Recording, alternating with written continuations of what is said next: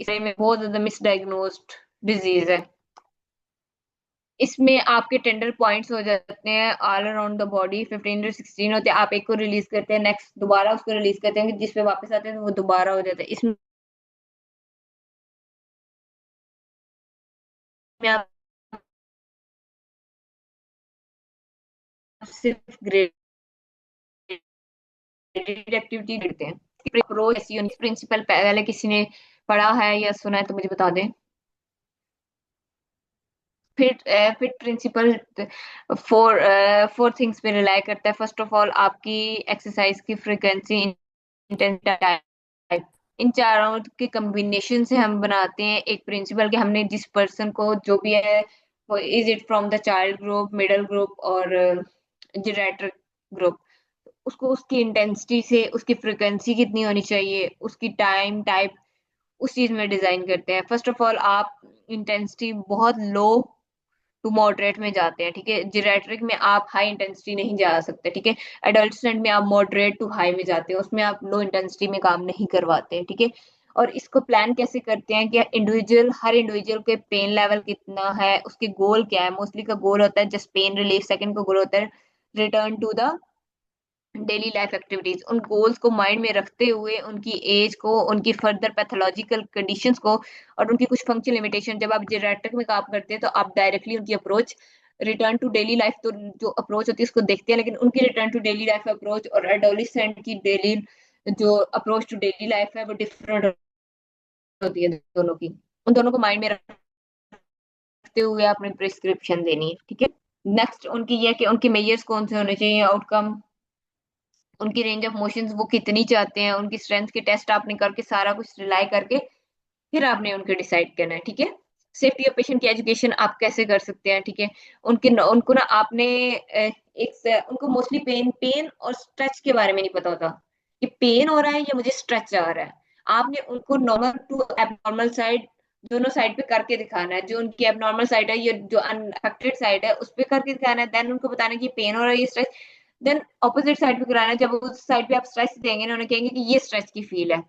Stretch की feel उनको बताना, एंड फील तो आपने देखनी है, ठीक है, वो पेशेंट ने नहीं देखनी, लेकिन स्ट्रेच और पेन के दरमियान डिफरेंस बताना आपका काम है, वो आपने उन्हें डिसाइड करवाना है। सेकंड, आपने इनकरेज उनको, क्रोनिक कंडीशन में बहुत सारे पेशेंट ये होते हैं कि हम अब रिकवर नहीं हो सकते क्योंकि वो बहुत सारी मेडिकेशन पे जा चुके होते हैं। उन मेडिकेशन को आपने खत्म करना होता है। मेडिकेशन से जस्ट उनका लॉस हो रहा है, उनका कोई इफेक्ट नहीं आ रहा। आपने कुछ मल्टीवाइटामिन नहीं होती है क्योंकि क्रोनिक स्टेज से जब आप नॉर्मल आ रहे हैं तो जिस मसल ने है वो उसको आप लेंथन में कर रहे हैं, तो आप उसने कुछ ना कुछ अब्जॉर्ब करना है, तो उसने नॉर्मल आना है ना। डायरेक्ट तो फिजियो से नहीं आ जाएगा ना, तो वो आप डाइटरी चेंजेस करवा सकते हैं या मेडिसिन से भी करवा सकते हैं, totally up to you. Next, हम एक्सरसाइज क्यों कराएंगे, उसका क्या बेनिफिट है। हम क्यों नहीं सिर्फ मेडिसिन, जैसे जीपी है वो मेडिसिन देके वो कहते हैं कि ये चीज ठीक हो जाती है और पेशेंट मोस्टली वो मेडिसिन लेता रहता है तो वो खुद को बहुत ज्यादा रिकवर फील करता है।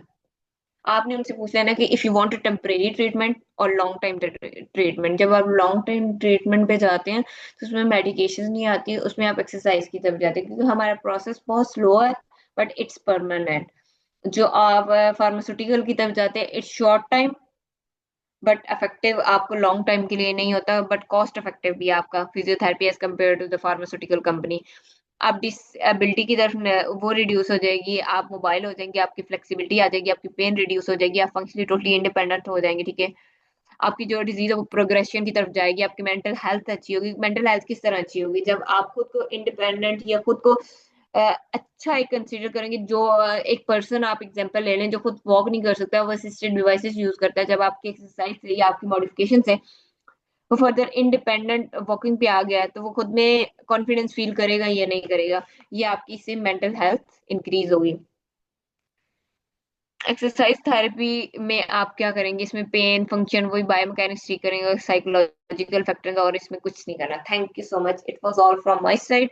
अब आपके जो क्वेश्चंस है आप स्टार्ट कर सकते हैं। मैम, वो जो स्टार्ट में आपने क्वेश्चन किया था कि एट्रोफिक मसल को हम एट्रोफिक मसल कब बोलेंगे, आफ्टर हाउ मेनी वीक्स, उसका आंसर कर दें। Is it 4 weeks?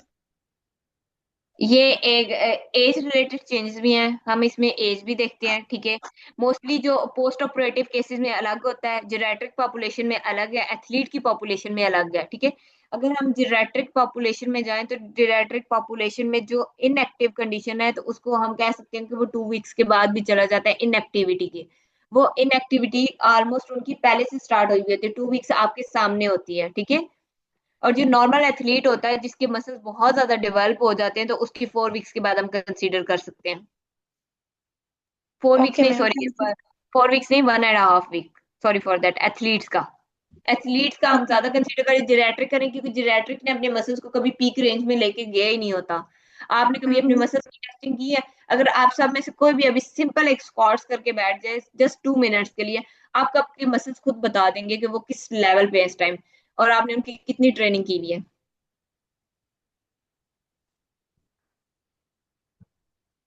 Thank you ma'am. Okay, किसी को और कोई क्वेश्चन हो? चैट में आपके लिए ओपन है, किसी ने कोई क्वेश्चन करना है तो वो प्लीज कर लें।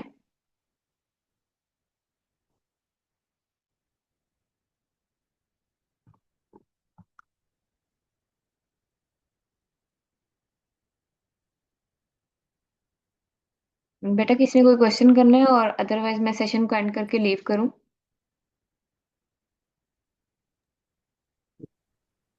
मैम मेरा एक क्वेश्चन है। जी जी बोले। जैसे ऑस्टियोआर्थराइटिस का आपने बोला है, तो उसमें ना पेशेंट मोस्टली कंप्लेन करते हैं कि उन्हें जो है वो नी को एक्सटेंड करते हुए बहुत ज़्यादा प्रॉब्लम होती है। एक ही पोजीशन में अगर वो रखते हैं अपना नी या लेग को एक ही पोजीशन में रखते हैं तो उन्हें मतलब बहुत ज़्यादा पेन होता है या उन्हें वापस से एक्सटेंड करने में बहुत प्रॉब्लम हो रही होती है। हालांकि उनकी फिजियोथेरेपी बहुत टाइम से चल रही है, लेकिन उनको एक ये इशू आता है। तो इसके लिए हम ओके, क्या कर सकते हैं? उनसे आपने पूछना है कि जब आप घर में बैठते हैं तो आप पाँव लटका के तो नहीं बैठते, ये क्वेश्चन करना है। अगर बैठते हैं तो कितनी देर के लिए सही। बैठते हैं, या नी को बेंड करके कितनी देर के लिए बैठते हैं। मोस्टली ये चेयर पे बैठते हैं तो नी आपकी ये है फ्लेक्शन में गई हुई होती है, एक्सटेंशन में नहीं गई हुई होती है। तो मैक्सिमम घर में उनकी हम्म। सिटिंग होती है, उसमें नी एक्सटेंशन में पड़ी हुई होती है। चले आप पाँव को लटका भी नहीं रहे, फुट रेस्ट का इस्तेमाल करें, दैट इज गुड वन, ठीक है। बट उनकी नी जी। जो है वो 90%, आप अगर 24 आवर्स है उसमें से अगर 18 आवर्स या 12 आवर्स वो नी फ्लेक्शन में जा रही है तो आपकी फिजियो में क्या कर रही है, ठीक है, वो कैसे इफेक्टिव होगी। सही। उनको आपने कहना है कि आपने मोस्टली नी एक्सटेंड करनी है, ठीक है, नी को फ्लेक्स करके नहीं बैठना, नी को बिल्कुल स्ट्रेट रख के फुली एक्सटेंडेड पोजीशन में आगे कोई सपोर्ट रख के उसमें बैठना है, ठीक हम्म। है। और आपने उसको सही है। प्रेशर देना है नीचे की तरफ। उनको ये है कि मोस्टली आप नी पे, कि उनकी लेटते हैं फ्लेक्स। तो उनकी नी जो है ऊपर, हम्म। नी ऊपर हुआ होता है, ठीक है, एक अलग एंगल बना हुआ होता है जी ऐसे। जी। और उनके मसल्स नीचे से जो नर्व्स गुजर रही होती है बिलो द नी, वहां पे टाइटनेस आई हुई होती है, नर्व्स बहुत ज्यादा टाइट हुए हुए होते हैं। उन नर्व्स जी को उन्हें कहना है कि रिलैक्स करना है आपने डेली डेली। आपने जब सोने जाना है तो 10 to 15 मिनट्स के लिए आपने स्ट्रेट लेग्स के ऊपर जो वॉल है उसके साथ लगा देना है, ठीक है, अपनी 15 डिग्री जी। की में।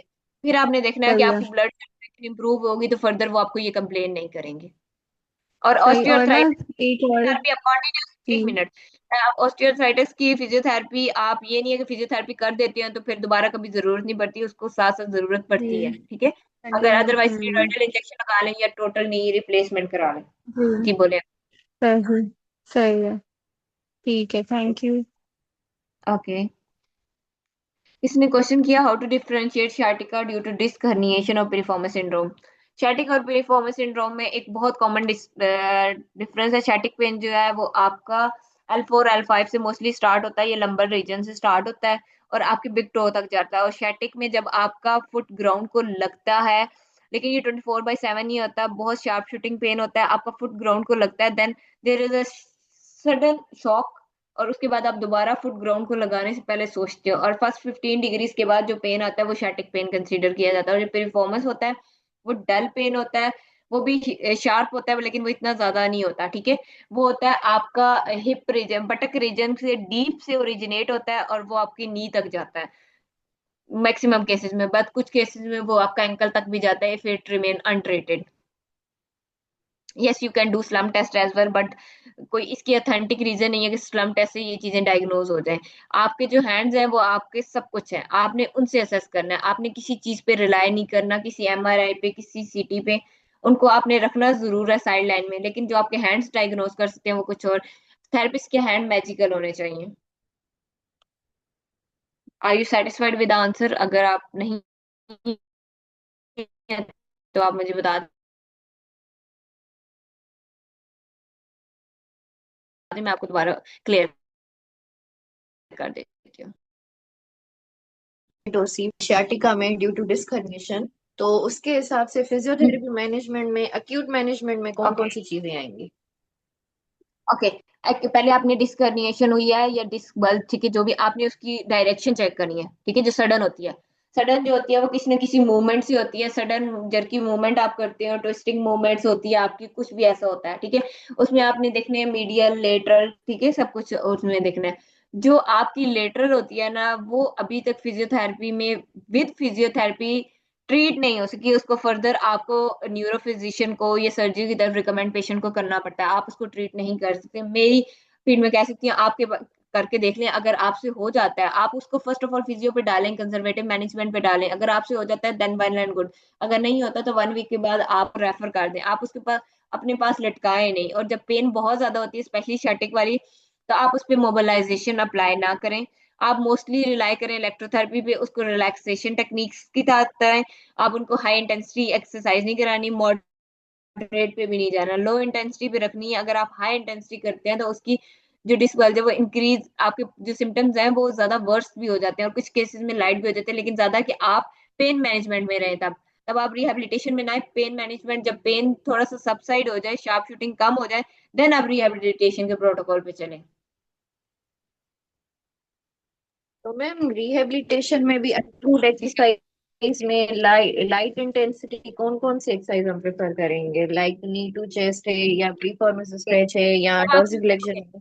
जब आप ओके ओके जब आपकी पेन मैनेजमेंट हो गई है ना, लाइट इंटेंसिटी, उसको पेन आ गया है, पेन मैनेजमेंट होगी, फिर आप उसको लाइट टू मॉडरेट इंटेंसिटी में ले जाएं। उसमें आप सिंपली पहले एसएलआर चेक करेंगे कि कितना है। एसएलआर के चेक करके फिर आप उसको होल्ड में ले जाएंगे, वहां पे होल्ड में लेके फिर आप उसको एसएलआर को इंक्रीज करने के लिए रेजिस्टेंस देंगे। रेजिस्टेंस किस तरह देंगे? आप उसे कहेंगे कि उसने लेग को डाउनवर्ड लेके आना है, जब वो डाउनवर्ड की तरफ प्रेशर लगाएगा, फिर नेक्स्ट में आपने जब उसे अपवर्ड एसएलआर को लेके जाना है ना, उसकी रेंज इंक्रीज हो जाएगी, ठीक है। ये एक माइंड में रखना है। ये ऊपर से रेजिस्टेंस नहीं देने की, ऊपर से आप रेजिस्ट कर रहे हैं और वो एसएलआर परफॉर्म कर रहा है, उससे आपकी रेंज इंक्रीज नहीं होगी। आपने डाउनवर्ड उसे कहना है कि वो प्रेशर लगाए, ठीक है। डाउनवर्ड जब लगाएगा तो नेक्स्ट वो अपवर्ड जाएगा, तो उसकी रेंज इंक्रीज हो जाएगी। और सेकंड जो नी टू चेस्ट है, नी टू चेस्ट में देख लेंगे आपको पेन आ रही है या नहीं आ रही, ठीक है। अगर पेन ज्यादा प्रोट्रूड आउट नहीं हो रही, जिस भी एक्सरसाइज में पेन ज्यादा वर्स हो रही है, वो आपने नहीं करवानी। नी टू चेस्ट बहुत अच्छी है, ठीक है। आप विलियम फ्लेक्शन करवा सकते हैं, नी टू चेस्ट आप ब्रिजिंग करा सकते हैं, वो भी अच्छी है, ठीक है। कैट एंड काउ पोज भी आता है, लेकिन वो कुछ में बहुत ज्यादा कॉन्ट्रा इंडिकेटेड होता है, ठीक है। और जो आपकी पुरानी हिस्ट्री भी देखनी है पेशेंट की, आपने एज को भी बहुत बहुत मैटर करना है, ठीक है। इसमें आपने नीचे हैम्स के मसल्स को भी देखना है, जब शैटिक पेन आती है तो वो हैम्स को भी साथ जाकर टारगेट करती है, ठीक है। टीएफएल को भी देखना है, टेंसर फेशियल आटा, वो भी टाइट हुआ होता है, उसको भी आपने स्ट्रेचेस में लेके जाना है। स्ट्रेट आपने उसे खड़ा करके उसके जो नीज हैं उसको बैकवर्ड पुश करके, एल्बोस को एक्सटेंड करके, स्ट्रेट ऊपर करके, नीचे टोस को उनको टच भी करवाना है। Anything else?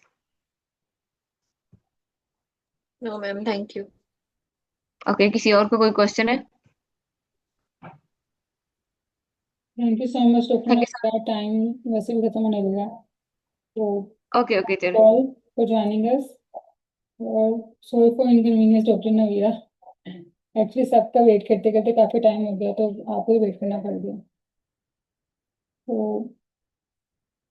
Meeting is going to be end, मैं ग्रुप में लिंक शेयर कर दूंगी, तो सब काइंडली सर्टिफिकेशन के लिए फॉर्म फिल कर लें टाइम से। अल्लाह हाफिज।